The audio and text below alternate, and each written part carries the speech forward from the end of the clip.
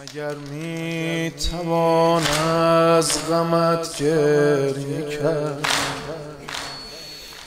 ولی بی تفاوت ز دنیا گذشت. مگر می توان داغدار تو بود، ولی ساده از داغ دلها گذشت.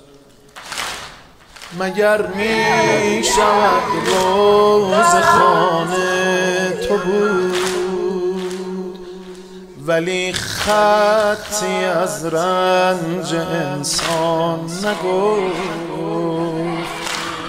مگر می شود شمر را لعن کرد، ولی هیچ از شمر دوران نگفت.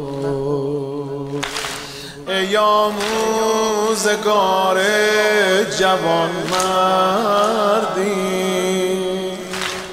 اگر بودی امروز شنی کردی،